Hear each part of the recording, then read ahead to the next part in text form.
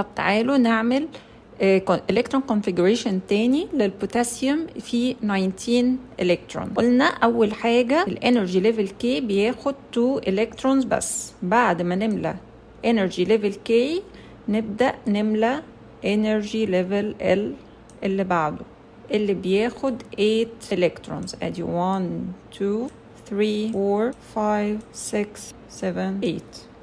بعد ما انا خلاص مليته بال8 الكترونز ابدا املأ اللي بعده 1 2 3 4 5 6 7 8.